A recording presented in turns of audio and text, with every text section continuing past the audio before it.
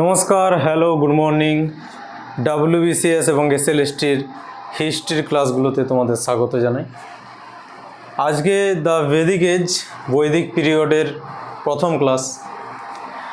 Vedic period জানার জন্য আমাদের প্রধান যে উপাদান সেটা হলো লিটারারি উপাদান, এবং এই লিটারারি উপাদানগুলো যেখানে অ্যাভেলেবেল আছে সেটাকে আমরা ঐতিহাসিক যুগ বলেই জানি। ইতিহাসের উপাদানের প্রথম কিছু চর্চা আজ শুরু হচ্ছে, ঐতিহাসিক যুগ শুরু হচ্ছে। এর আগে আমরা হরপ্পা সভ্যতা, মহেঞ্জোদাড়ো সভ্যতার ভিডিও করেছি। আমি তোমাদের সেখানে বলেছি যে হরপ্পা সভ্যতা ঐতিহাসিক যুগের সভ্যতা ছিল না, প্রায় ইতিহাস যুগের সভ্যতা ছিল। প্রোটো হিস্টোরিক্যাল যে এরা সেগুলো বা প্রায় ইতিহাসের যুগ যেগুলো, সেখানে ওই প্রত্নতাত্ত্বিক উপাদানের উপর নির্ভর করে আমাদের ইতিহাসকে রচনা করতে হয়। কিন্তু বেদিক যে এজ বৈদিক সভ্যতা, সেটা প্রথম ভারতে ইতিহাসের যুগকে আলোচনা করে, ঐতিহাসিক যুগে, কারণ এর লিখিত প্রমাণ উপস্থিত। এমনকি এটা পৃথিবীর সব থেকে পুরনো প্রাচীন যে ধর্মগ্রন্থ, কোনো একটা ধর্মের ধর্মগ্রন্থ, সেটা হলো ঋগ্বেদ। সাথে সাথে জেন্দাবেস্তা পারসিকদেরও ধর্মগ্রন্থ। তো হিন্দুস্তান এবং পারসিক, যেটাকে আমরা পারস্য বলে থাকি, দুটো সাম্রাজ্য ছিল যেখানে আমাদের দুটো উদাহরণ পাওয়া গেছে, জেন্দাবেস্তা এবং ঋগ্বেদ। ঋগ্বেদ লিখিত এমন উপাদান যা থেকে আমাদের ভারতে ঐতিহাসিক যুগ শুরু হয়, বেদিক এজ শুরু হয়। তার ক্লাস আজ। আর এই ক্লাসে WBCS-এ যে ধরনের কোশ্চেন আসে, SLST যে ধরনের কোশ্চেন করে ঋগ্বেদ থেকে, বৈদিক যুগ থেকে, সেই জিনিসগুলোর একটা কম্পাইলেশন আছে। এছাড়া এক্সট্রা ইনফরমেশন আছে বিভিন্ন আরও এক্সামের জন্য। মেনলি WBCS আর SLSTকে ফোকাস করে চ্যাপ্টার ওয়াইজ ক্লাস তোমরা এখানে পাবে। হিস্ট্রির আজ বেদিক এজ, তো মোটামুটি 1500 খ্রিস্টপূর্বের অব্দ, 1500 খ্রিস্টপূর্বের অব্দে শুরু হয় ভারতে বেদিক এজ। আর্যদের যে আর্যরা সূচনা হয় আর্য যুগের ভারতে হরপ্পা সভ্যতার পতনের পর।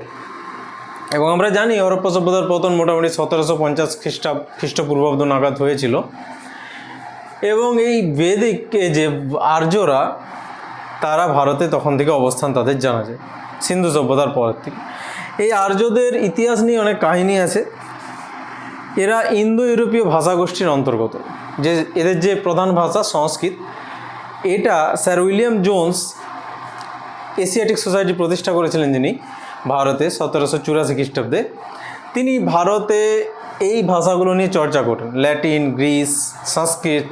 এবং এই ভাষাগুলো নিয়ে চর্চা করতে গিয়ে তিনি পান যে এই ভাষাগুলোর মধ্যে মিল আছে, এবং তিনি দেখতে পান যে এই মিলগুলো একটা ভাষা বংশগোষ্ঠীর অন্তর্গত, সেটা হলো ইন্দো ইউরোপীয়। তো আর্যরাও, যারা বেদের রচয়িতা, তারাও ইন্দো ইউরোপীয় ভাষাগোষ্ঠীর অন্তর্গত। এরপর এই আর্যরা ভারতে আসা নিয়ে অনেক মতভেদ আছে অনেকের। তো প্রথমে যে আমরা আর্য যে শব্দটা দেখতে পাচ্ছি, সেটা একটা ভাষাগত শব্দ। আর্য কোনো জাতিগত শব্দ নয়। সংস্কৃত ভাষাকে কেন্দ্র করে তারা ভারতে এসেছিল, তো এটা একটা ভাষাগত শব্দ।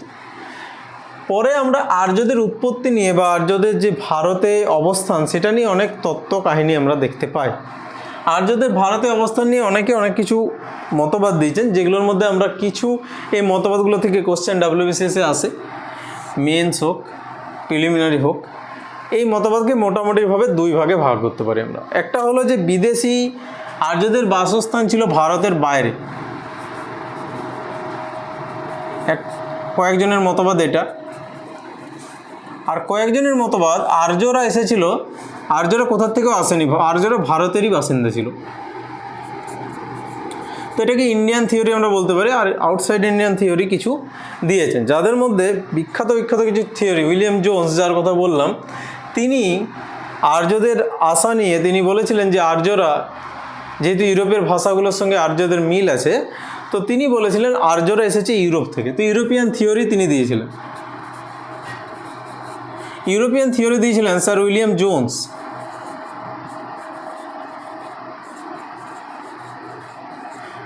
ইউরোপিয়ান থিওরি পর যেটা দেওয়া হয়েছিল ম্যাক্স মুলার সাহেব, বিখ্যাত হিস্টোরিয়ান। এবং ম্যাক্স মুলার সাহেব তিনি সেন্ট্রাল এশিয়ান থিওরি দেন, এটাকে বেশি মানা হয় এটাকে Central Asian theory. Central Asian theory দেন ম্যাক্স মুলার সাহেব। এবং তিনি এই থিওরি দিতে গিয়ে কয়েকটি তত্ত্বের, কয়েকটি সেন্ট্রাল এশিয়ানের যে জাতিদের, যে গোষ্ঠীদের যে জীবনযাপন, তার সাথে আর্যদের জীবনযাপনের মিল দেখান।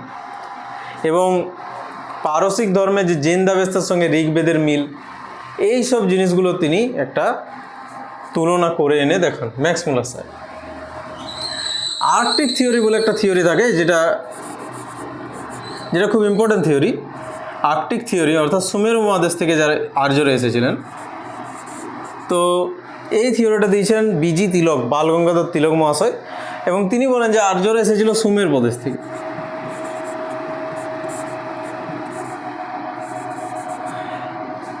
তিনি এটার ব্যাখ্যা দেন। তো প্রথমে আমরা দেখতে পাচ্ছি ইউরোপিয়ান থিওরি দিয়েছেন sir William Jones. Sir max Muller সাহেব তিনি দিয়েছেন সেন্ট্রাল এশিয়ান বা মধ্য এশিয়ার থেকে এসেছিল তারা। এবং আর্কটিক থিওরি দেন বিজি তিলক, বালগঙ্গাধর তিলক মহাশয়। এরকম অনেকগুলো থিওরির কথা আমরা জানতে পারি, যেগুলো ইম্পর্ট্যান্ট মোটামুটি সেগুলো হলো এগুলো।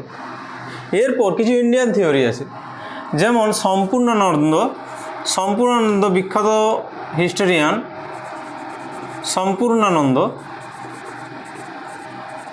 তিনি বলেছিলেন যে আর্যরা যেখান থেকে এসেছে সেই জায়গাটার নাম হলো সপ্ত সিন্ধু অঞ্চল। সপ্ত সিন্ধু,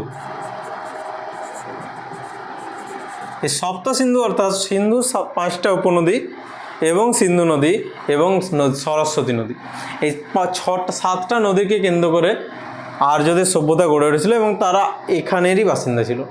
সম্পূর্ণানন্দ স্যার এটা বলেছেন।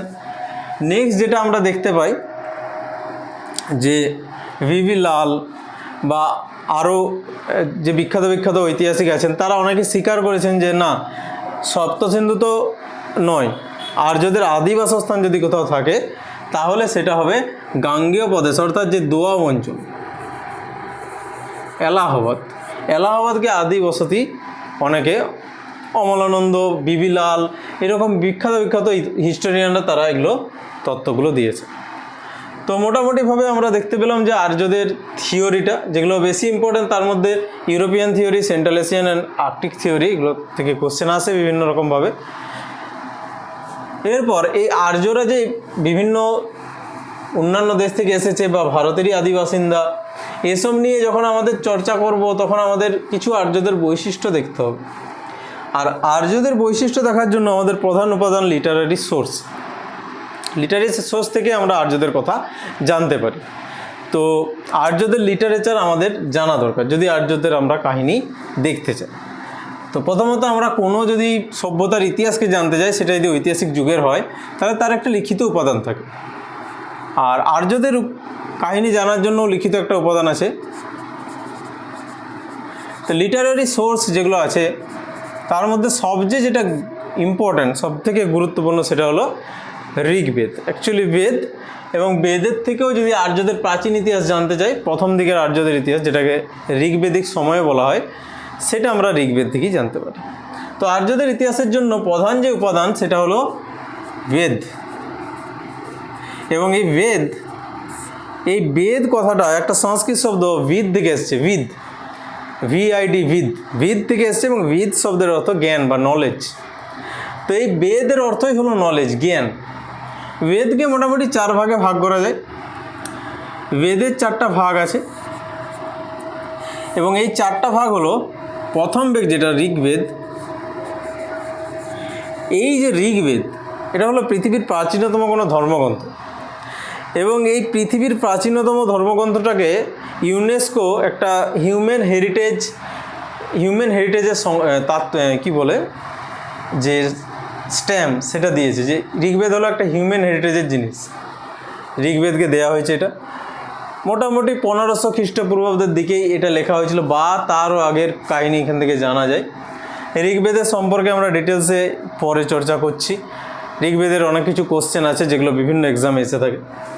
নেক্সট যে বেদটা হলো, এইটা ছিল ঋগ্বেদ, এবং এটা প্রথম দিকে বেদ যখন আর্যরা ভারতে তাদের সাম্রাজ্য বসবাস করতে থাকে গোষ্ঠীবদ্ধভাবে, ঠিক তখনকার কাহিনী বলে, এবং পরে আস্তে আস্তে অন্য 3টে বেদ লেখা হয়। এবং এই 3টা বেদ পরবর্তী বৈদিক যুগের বেদ, সামবেদ, অথর্ববেদ এবং যজুর্বেদ এবং অথর্ববেদ। যজুর্বেদ এবং অথর্ববেদ। তো ভারতে যখন আর্যদের আগমন ঘটে বা আর্য সভ্যতার আগমন ঘটে, তখনকার কাহিনী আমরা ঋগ্বেদ থেকে জানতে পারি। এবং এই ঋগ্বেদ, সামবেদ, যজুর্বেদ, অথর্ববেদ, এই যে 4টা বেদ আছে, 4টা বেদের 4টা করে বই থাকে আলাদা। ঋগ্বেদ এটাকে যদি ভাগ করে দেখাই আমরা, যে ঋগ্বেদের 4টা বই কী কী আলাদা, 4টা যে ভাগ আছে বিষয়ে ঋগ্বেদের, একটা হলো সংহিতা। এই সংহিতাতে মোটামুটি যে মন্ত্রাচ্চরণ, মানে মন্ত্রগুলো বা শ্লোকগুলো, বিভিন্ন কাহিনী, মানে বিভিন্ন যে কোর যে বিষয়টা বেদের, সেটা সংহিতায় লেখা থাকে। সংহিতার পর ব্রাহ্মণ, যেখানে আচার আচরণ রীতিনীতির কথা লেখা আছে, মানুষের জীবন বা গোষ্ঠীর জীবন কীভাবে, ঋগ্বেদে যেহেতু একত্রিতভাবে বসবাস করার কথা ছিল, গোষ্ঠী কথা ছিল, তো মানুষের জীবন কিভাবে চালিত হবে তার কথা ব্রাহ্মণ গ্রন্থে লেখা আছে। পূজা, যাগ, যজ্ঞ, উপাসনা কিভাবে হবে, সমস্ত আচার আচরণ বিধির কথা ব্রাহ্মণ গ্রন্থে লেখা আছে, ঋগ্বেদের ব্রাহ্মণ গ্রন্থে বা বেদের ব্রাহ্মণ গ্রন্থে। নেক্সট যেটা আছে আরণ্যক, এবং অরণ্যে গিয়ে ঈশ্বর সাধনা হোক বা জ্ঞান অর্জন হোক তার উপায়গুলো লেখা আছে। এবং তারপর উপনিষদ, যেটা বেদের শেষ ভাগ। তো ব্রাহ্মণ, সংহিতা, আরণ্যক অ্যান্ড উপনিষদ নিয়ে বেদের যে 4টে বিষয়, সেই 4টা বিষয় এখানে পাওয়া যায়। উপনিষদে বেদের যে দার্শনিক তত্ত্ব তার কথা ব্যাখ্যা করা আছে। এরপর আমরা যদি দেখি এই বেদ গ্রন্থগুলো ছাড়াও, এদের তো ভাগগুলো আছেই, আরও কতগুলো তৎকালীন গ্রন্থ ছিল যেগুলো বেদের আনুষঙ্গিক, মানে কি বলবো, যেমন অনুসারী শিল্প হয় সেরকম বেদের সাথে সাথেই সেগুলো থাকছে। যেমন বেদকে উচ্চারণ করার জন্য, বেদের জন্য, তার জন্য একটা আলাদা রকমের বই থাকতো বা পদ্ধতি থাকতো। এই জিনিসগুলোকে আমরা বেদাঙ্গ বলি। 6টা বেদাঙ্গ ছিল, বেদের অঙ্গ বলা হয়। 6টা বেদের অঙ্গ, নিরুক্ত, কল্প, জ্যোতিষ, ছন্দ, ব্যাকরণ, এই ধরনের 6টা। নিরুক্ত অর্থাৎ ইটিমোলজি, কোনো ব্যুৎপত্তিগত অর্থ। ফোনেটিক্স, যেটা আমাদের বেদের জন্য ছন্দের মতো করে আছে, সেখানে ব্যাকরণ থেকে ব্যাকরণ জানা যায়। তো এরকম একটা আছে ফোনেটিক্স, উচ্চারণের ক্ষেত্রে শব্দ কীভাবে উচ্চারণ করা হবে। তো এই জিনিসগুলো নিয়ে 6টা অঙ্গ নিয়ে বেদাঙ্গ গঠিত হয়েছে। এগুলো বেদের আনুষঙ্গিক কিছু বই। এবং ঋগ্বেদের কথা আমরা যদি দেখি, কোশ্চেনে যেগুলো আসে, যে 1028টার মতো শ্লোক আছে ঋগ্বেদে, হাইমস আছে, মন্ত্র আছে। এবং এই 1028টা মন্ত্র ঋগ্বেদের যে বিভিন্ন বইগুলো সেগুলোই ভাগ করা আছে, যার মধ্যে 250টা মন্ত্র ইন্দ্রদেবের উপলক্ষে উৎসর্গিত। ইন্দ্রদেব ছিল ঋগ্বৈদিক যুগের প্রধান দেবতা। 1028টা মন্ত্র এবং ঋগ্বেদের 10টা বই ছিল, 10টা বুক ছিল। এই 10টা বইকে একত্রে বলা হতো মণ্ডল। এই মণ্ডল 10 মণ্ডল, 10টা মণ্ডল নিয়ে গঠিত হয়েছিল ঋগ্বেদ।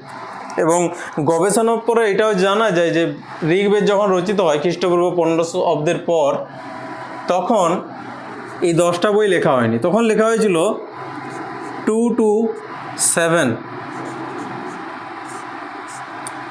2 থেকে 7।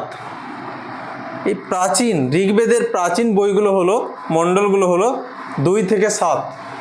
বাকি 1 নম্বর, 8, 9, 10 এই 4টা বই পরবর্তীকালে লেখা হয়েছিল। মানে ঋগ্বৈদিক যুগে লেখা হয়নি, পরবর্তী বৈদিক যুগে লেখা হয়।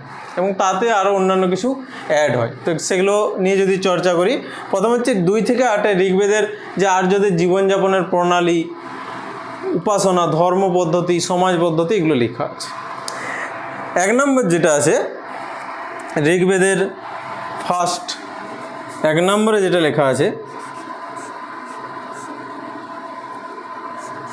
সেখানে লেখা আছে ঋগ্বেদে যে পুরুষ সূক্তের কথা। এবং পুরুষ সূক্তের কথা শুধু 1 নম্বরে লেখা নেই, 10 নম্বরও লেখা আছে। 10 নম্বরও লেখা আছে এবং 1 নম্বরও লেখা আছে পুরুষ সূক্তের কথা। পুরুষ সূত্র, এবং এই যে পুরুষ সূত্র, এখানে বর্ণপ্রথার ভাগ দেওয়া আছে। মানে বর্ণপ্রথা যে ঋগ্বেদের সূচনাতেই এসেছিল তা নয়, মানে আর্যরা যখন ভারতে সাম্রাজ্য মানে ভারতে যখন আর্যদের কথা জানা যায় 1500 অব্দ থেকে, তখনই কিন্তু বর্ণপ্রথাগুলো আসে। প্রথমে আর্যরা এখানে স্থায়ীভাবে বসবাস করতে শুরু করে এবং অনার্যদের সঙ্গে তাদের মিশ্রণ ঘটে। অনার্যদের যখন মিশ্রণ ঘটে তাদেরকে যুদ্ধে বন্দি করতো বা পরাজিত করতো, তাদেরকে দাস বানাতো। বাকি অনার্যদের সঙ্গে তাদের যুদ্ধ লেগে থাকতো। আর্যরা নিজেদেরকে দেব এবং অনার্যদেরকে অসুর বলতো। এবং যুদ্ধ চলাকালীন আর্যরা দেখেছিল একটা সমাজ ব্যবস্থার প্রয়োজন, এবং সমাজ ব্যবস্থা বানানোর জন্য তারা এই ঋগ্বেদের 1ম এবং 10 মণ্ডলে পুরুষ সূক্তের কথা তারা আলোচনা করে। এবং সেখানে বলে যে কর্মের ভিত্তিতে মানুষের যে সোশ্যাল বিভাজন, সামাজিক যে ডিসক্রিমিনেশন, সেটা হবে। সমাজে একটা বিভাজন থাকবে, কতগুলো ধাপ থাকবে সমাজের, কাজের উপর ভিত্তি করে। ঋগ্বেদে সমাজে প্রথম দিকে কাজের উপর ভিত্তি করে এটা শুরু হয় এবং অনার্যরা এতে যোগ দিতে থাকে। আস্তে আস্তে যখন জনসংখ্যা বৃদ্ধি পায়, গোষ্ঠী বৃদ্ধি পায়, ব্রাহ্মণদের ক্ষমতা বৃদ্ধি পায়, রাজাদের ক্ষমতা বৃদ্ধি পায়, তখন এই জন্মানুক্রমিক যে পদ্ধতিটা বর্ণপ্রথার, সেটা বংশানুক্রমিক হয়েছে। 4টা বর্ণে ভাগ ছিল তৎকালীন যুগে। ভারতকে 4 বর্ণে ভাগ করা হয় এবং প্রথম বর্ণে থাকে যারা শিক্ষা নিয়ে থাকতো, যারা বেদ নিয়ে থাকতো, যারা সন্ন্যাসী বা গুরু হতেন বা ছাত্র হতেন।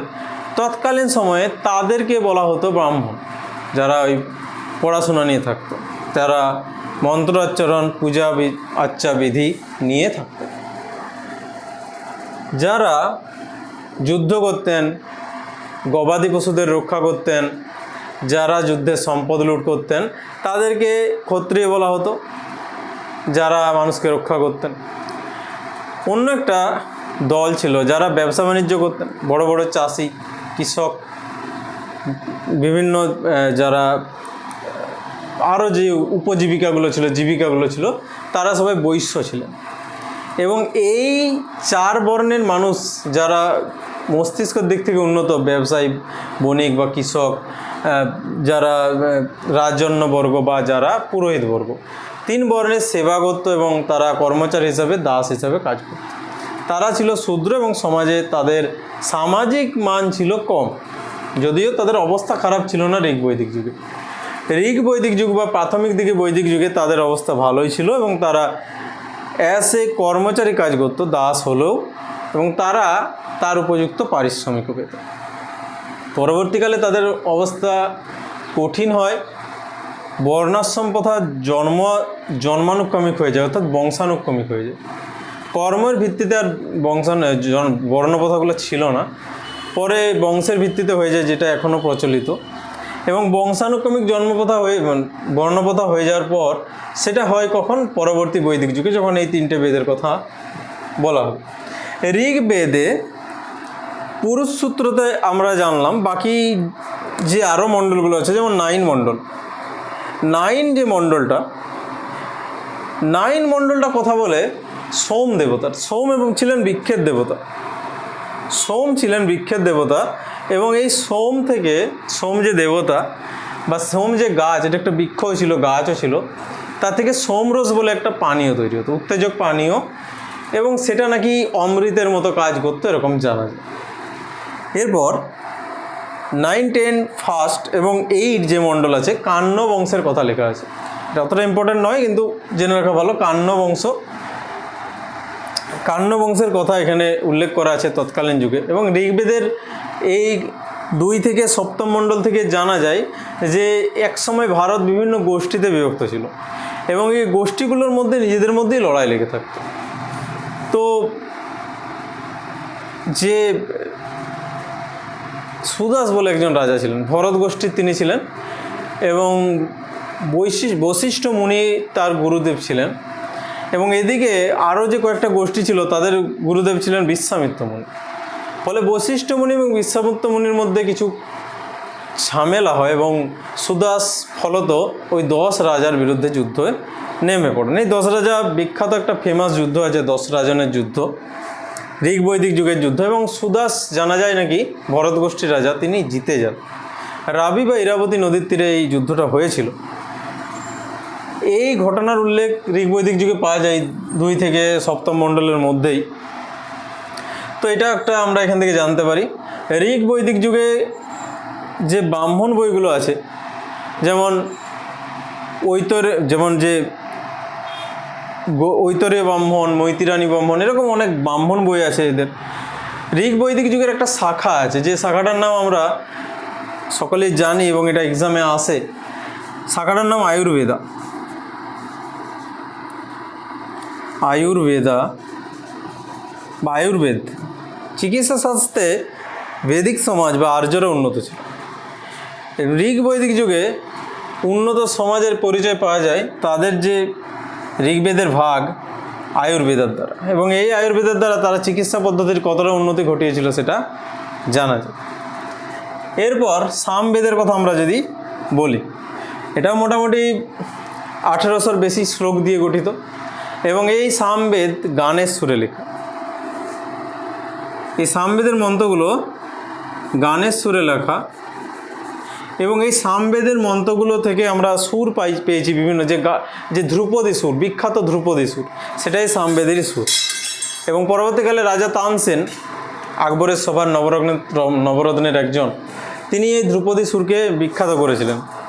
বিভিন্ন আরও তিনি রাগ আনেন, ধ্রুপদী রাগ ছাড়াও মেঘমল্লার রাগ, এরকম অনেক কিছু আনেন। তো ধ্রুপদী রাগকে তিনি বিখ্যাত করেছিলেন। এই ধ্রুপদী রাগটার কথা আমরা সামবেদ থেকে পাই।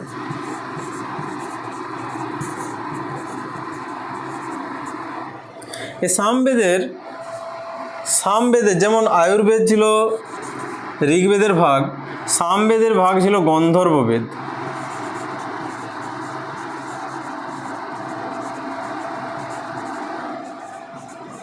এখানে বিভিন্ন প্রকারের যে বিবাহের কথা, অনুলোম প্রতিলোম ছাড়াও যে আসুরিক বিবাহ, পৈশাচিক বিবাহ, এই ধরনের নানান বিবাহের কথা আমরা জানতে পারি। তো এই একটা গান্ধর্ববেদ, যার সামবেদের ভাগ, যেখানেও কিছু ব্রাহ্মণ আছে, বিভিন্ন ব্রাহ্মণের বইগুলো এখানেও আছে, অতটা ইম্পর্ট্যান্ট নয়। ইম্পর্ট্যান্ট হচ্ছে মেন শতপথ ব্রাহ্মণ, যেটা আছে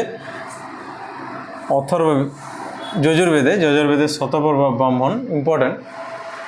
সামবেদে মোটামুটি কবিতা বা গানের আকারেই সমস্ত কিছু গাওয়া হতো সামবেদে। যজুর্বেদ গান এবং কবিতা দুই ধরনের গাওয়া হতো। প্রথমে ছিল শুক্ল যজুর্বেদ, দুটো ভাগ আছে। শুক্ল যজুর্বেদটা মোটামুটি গানের আকারে, এবং কৃষ্ণ যজুর্বেদ যেটা আছে সেটা কবিতা মানে গদ্যের আকারে গাওয়া হতো। মানে বেদকে তো শুনে শুনে মনে রাখতে হতো, তৎকালীন যুগে বেদ লেখা থাকেনি, পরে সেটা সংকলিত হয়। বেদকে শুনে শুনে মনে রাখা হতো, এই জন্য বেদের অপর নাম শ্রুতিও ছিল। তো গানের সুরে গাওয়া হতো শুক্ল যজুর্বেদ, কৃষ্ণ যজুর্বেদকে গদ্যের সুরে পড়া হতো। যজুর্বেদেরও একটা ভাগ আছে যেটাকে আমরা বলি ধনুর্বেদ। এখানে অস্ত্র শস্ত্রের বর্ণনা দেওয়া আছে এবং অস্ত্র চালনা কীভাবে করতে হয় তার কথা আছে। ধনুর্বেদ ছিল যজুর্বেদের ভাগ। এর একটা বিখ্যাত ব্রাহ্মণ হলো শতপথ ব্রাহ্মণ। শতপথ হচ্ছে বিখ্যাত ব্রাহ্মণ এবং এটা যজুর্বেদের ভাগ। গৌপদ ব্রাহ্মণ আছে। এছাড়াও অথর্ববেদ, যেটা মনে করা হয় অনার্যদের সৃষ্টি, কারণ এখানে জাদুমন্ত্রের সংকলন, বিভিন্ন কুসংস্কার, বিভিন্ন কিছু অথর্ববেদে রাখা আছে। মনে করা হয় যেন আদি ভারতের যারা আদি গোষ্ঠীর মানুষ, তাদের এটা সৃষ্টি। এবং এই অথর্ববেদ যে তার যে উপবেদ, এগুলোকে উপবেদ বলা হয়। ধনুর্বেদ, গন্ধর্ববেদ, আয়ুর্বেদ। অথর্ববেদেরও একটা উপবেদ আছে।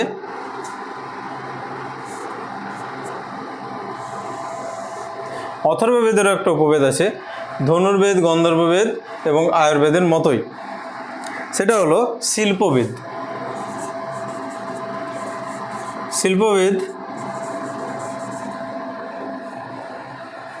এবং এই অথর্ববেদ, যেটা জাদুমন্ত্রের সংকলন বলা হয়, এটা অনার্যদের সৃষ্টি বলেই মনে করা হয়। তো মোটামুটি 4 প্রকার বেদ আছে।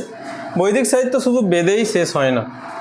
বৈদিক সাহিত্যের বিভিন্ন বই আছে, আরও অন্যান্য, এবং বেদের ভাগও কিছু আছে যেগুলোর আলাদা আলাদা বই আছে।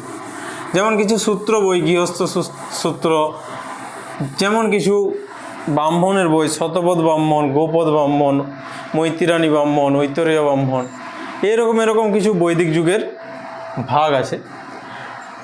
বেদ ছাড়াও যেগুলো বিখ্যাত বিখ্যাত বই, যেমন ব্রাহ্মণে আচার আচরণ পালন করা হতো, আরণ্যক যেটা বলা হয়েছে, উপনিষদে তত্ত্ব, এগুলো আছে। তো মোটামুটি উপনিষদ সম্পর্কে আমরা যদি দেখি তাহলে দেখতে হবে যে টোটাল 108টা উপনিষদ ভারতে আছে। উপনিষদ যেটা আর্যদের সৃষ্টি, এবং বেদের যেটা সার কথা বা দর্শন তত্ত্ব, সেরকম 108টা উপনিষদ আছে এবং 13টা প্রধান মেইন উপনিষদ 13টা, যার মধ্যে প্রধান হলো মুন্ডক উপনিষদ। এবং এই মুন্ডক উপনিষদ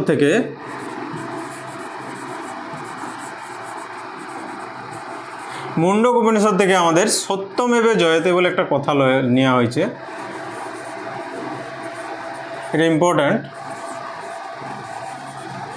এটা ভারতের জাতীয় স্তুতি, ভারতের যে জাতীয় স্তুতি সত্যমেব জয়তে, সেটা নেওয়া হয়েছে কোথা থেকে?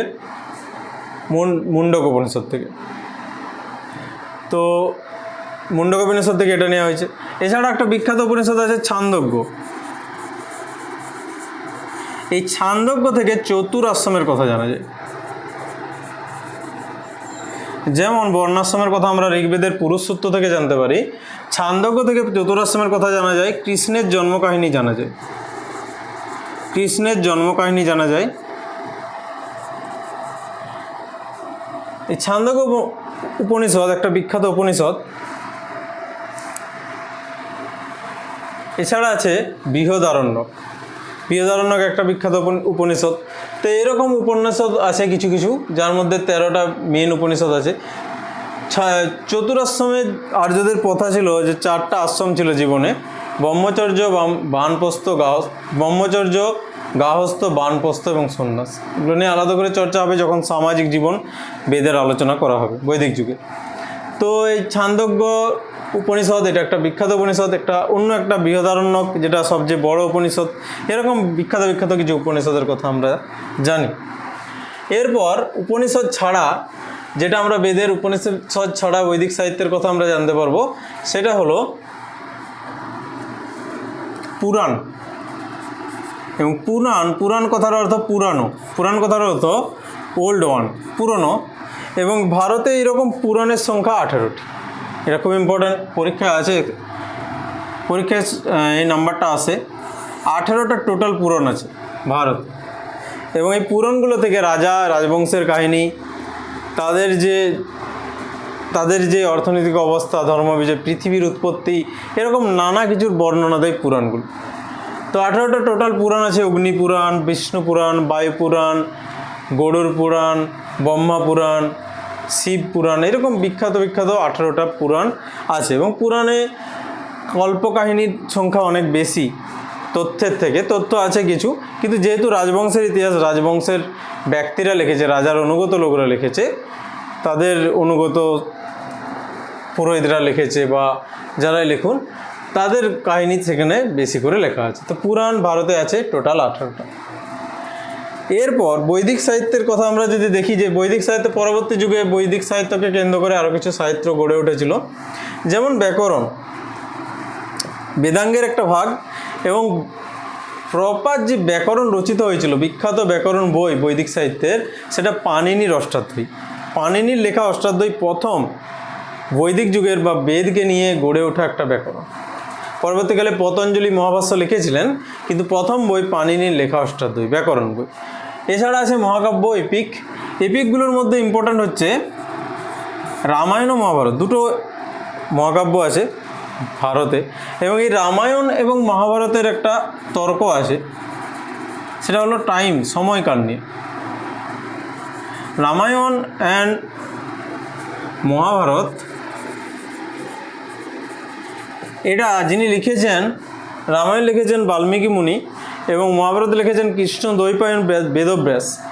এবং তাদের কাহিনী অনুযায়ী পুরাণ হিসাবে যেমন 4টা যুগে বিভক্ত, সত্য, ত্রেতা, দ্বাপর আর কলিযুগ, তাদের কাহিনী অনুযায়ী রামায়ণ হচ্ছে ত্রেতা যুগে লিখিত এবং মহাভারত দ্বাপর যুগে লিখিত। কিন্তু যা কিছু ঐতিহাসিক প্রমাণ পাওয়া গেছে, সেক্ষেত্রে এটা ইন্ডিকেট করে যে রামায়ণ যখন লেখা হয়েছিল, মহাভারত তার আগের কাহিনী, অর্থাৎ মহাভারত তার আগের কাহিনী এবং মহাভারতের সময়কাল আরও পুরনো।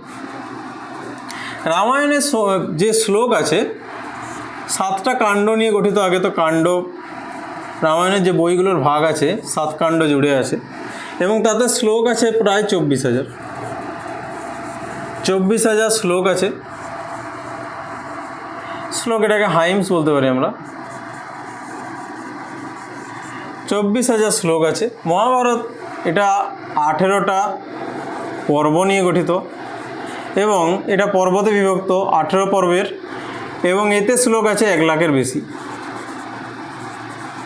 1 লাখের বেশি শ্লোক আছে মহাভারতে। রামায়ণ এবং মহাভারত থেকে আমরা তৎকালীন যুগের সমাজ জীবন, আর্যদের জীবনযাপনের ধর্মজীবন, অর্থনীতি সমস্ত কিছু জানতে পারি, এবং আর্য এবং অনার্যদের মধ্যে যে বিবাদ তার কথা আমরা রামায়ণ মহাভারত থেকে জানতে পারি। এবং এই যে দুটো মহাকাব্য, দুটো একে অপরের সঙ্গে লিঙ্কড আছে। যেমন মহাভারতে একটা উপাখ্যান আছে, রাম উপাখ্যান, সেখানে আমরা প্রভু শ্রীরামের কথা জানতে পারি। আবার রামায়ণে একটা অংশ আছে যেখানে কুরু বংশ বা কৌরব বংশের নিয়ে আলোচনা করা হয়েছে। রামায়ণে কৌরব বংশের যে ব্যক্তিদের কথা বা রাজা রাজন্যের কথা সেখানে আলোচিত হয়েছে। তো এইভাবে আমরা এই দুটো গ্রন্থকে লিঙ্ক করতে পারি। এই সব যে সাহিত্যগুলো, এগুলো থেকে আমরা ওই আর্যদের অনেক ইতিহাস জানতে পারি। এপিক হোক, পুরাণ হোক, বেদ হোক, এবং তার সঙ্গে মিলে থাকা উপনিষদগুলো, ব্রাহ্মণ গ্রন্থগুলো, আরণ্যক গ্রন্থগুলো থেকে আমরা বেদিক যুগের মোটামুটি সমস্ত সোর্স পেয়ে যাই, যেগুলো নিয়ে বেদিক যুগ সম্পর্কে জানতে পারি। তো বেদিক যুগের এগুলো ছিল সাহিত্য কিছু, এবং এই সাহিত্যিক উপাদানগুলো আমাদের বেদিক যুগ সম্পর্কে জানতে সাহায্য করে। বেদিক যুগ মোটামুটিভাবে শুরু হয়েছিল 1500 খ্রিস্টপূর্ব। 1500 খ্রিস্টপূর্বাব্দ থেকে 500 খ্রিস্টপূর্বাব্দ পর্যন্ত এই বেদিক যুগের সময়কাল, এবং এই সময়কালকে দুটো ভাগে ভাগ করেছে। প্রথম যে বেদিক যুগটা, সেটাকে আর্লি বেদিক যুগ বলা হয়। এটা মোটামুটি টাইমকাল 1500 থেকে 1000 খ্রিস্টপূর্বাব্দ। এবং অন্য একটা যুগ আছে যেটা হলো লেটার বেদিক যুগ। এর টাইমকাল 1000 থেকে 500 খ্রিস্টপূর্বাব্দ। এবং এই যে টাইমকালগুলো, এগুলো দুভাগে ভাগ করার অনেক কারণ আছে। কারণ আর্লি বেদিক যুগে আর্যদের যখন সূচনা হয় প্রথম, তখন তারা নিজেদের মতো ভাবেই চলতো, এবং পরবর্তী বৈদিক যুগে তারা নিজেদের আইনগুলোকে অনার্যদের মধ্যে বিস্তার করতে সক্ষম। ফলত তাদের আইনগুলোতেও কিছু পরিবর্তন আসে অনার্যদের সাথে মিশ্রণে। সেই ডিসিপ্লিন লাইফটা তাদের মধ্যে থাকে না, বংশানুক্রমিক হয়ে যায় বর্ণপ্রথা। ফলত সমাজের যে অবনতি, সামাজিক যে একটা সামাজিক মানের অবনতি দেখতে পাই আমরা। ব্যবসা বাণিজ্যের ক্ষেত্রেও কিছু প্রভাব দেখতে পাই, এবং পুরোহিত শ্রেণী, রাজন্যবর্গরা শক্তিশালী হয়ে ওঠে। সাধারণ মানুষের দুঃখ দুর্দশা বৃদ্ধি পায় পরবর্তী বৈদিক যুগে। এবং এই বৈদিক যুগগুলো আমরা তো জানি যে ঋগ্বেদিক যুগ বা আর্লি বেদিক যুগকে আমরা ঋগ্বেদিক যুগও বলি। কেন বলি? কারণ এই যুগের প্রধান সাহিত্যিক উপাদান এই যুগের সম্পর্কে জানার জন্য সেটা হলো ঋগ্বেদ। এবং এই লেটার বেদিক যুগে বাকি 3টে বেদ লেখা হয়েছে, সাম, যজুর এবং অথর্ববেদ। তো এইখানের যে লিটারারি সোর্স যেগুলো জানতে পারি আমরা, এইগুলো থেকে আমরা মোটামুটি সমস্ত কাহিনীটা জানতে পারি। আর্লি বেদিক যুগ এবং লেটার বেদিক যুগের, মানে ঋগ্বেদিক যুগ এবং পরবর্তী বৈদিক যুগের কাহিনীটা জানতে পারি। তো নেক্সট দিনের ভিডিওতে যেটা আসবে সেটা হলো ঋগ্বেদের পলিটিক্যাল লাইফ, মানে কিভাবে ঋগ্বেদের পরিবার থেকে গোষ্ঠী থেকে জন, 20 জন, জনপদ পরে গড়ে ওঠে, 20 জন এভাবে গড়ে উঠেছিল। এবং গোষ্ঠীপতিরা কীভাবে শাসন কার্য নিজেদের হাতে নিতে থাকে, কিভাবে রাজার পদ সৃষ্টি হয়, তাদেরকে সাহায্য করার জন্য সভা, সমিতি, বিধাতা, গণের মতো কিছু গোষ্ঠীর কিছু অংশ ছিল।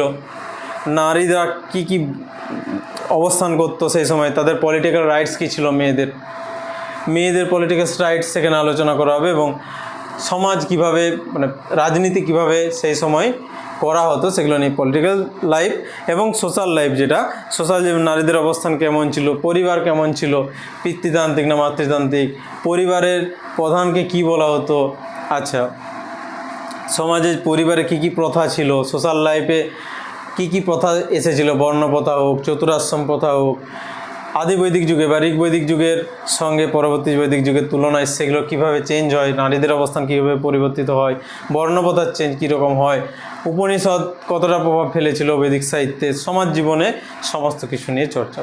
এবং সমাজ জীবন হলে অর্থনৈতিক জীবন, অর্থনৈতিক জীবনের পর ধর্মীয় জীবন এবং তারপর ধ্বংস, কিভাবে আর্য সভ্যতার একটা পতন দেখা যাবে প্রতিবাদী আন্দোলনগুলোর দ্বারা। তো বৈদিক যুগের ক্লাস মোটামুটি এগুলো হবে। ক্লাস কেমন লাগছে তোমাদের কমেন্ট বক্সে অবশ্যই জানাও। যদি ভালো লাগে লাইক করো, বন্ধুদের সাথে শেয়ার করো, সাবস্ক্রাইব করে রাখো পরবর্তী ভিডিওর জন্য। আর তোমাদের প্রতিটা চ্যাপ্টার ওয়াইজ ক্লাস হবে এবং চ্যাপ্টারগুলোকেও ভেঙে ভেঙে আলাদা করে ক্লাস হবে। আজকে লিটারারি সোর্স ছিল বৈদিক যুগে, তোমাদের যদি আরও কিছু ইনফরমেশান দেওয়ার থাকে অবশ্যই কমেন্ট বক্সে জানিও। এর বাইরে অনেক কিছু হয়তো মিস হয়ে যেতে পারে। তো মোটামুটি এটাই ছিল আজকের ভিডিও। কেমন লাগছে অবশ্যই কমেন্ট বক্সে জানিও। আজকের মতো ভিডিওটা এখানেই শেষ করছি।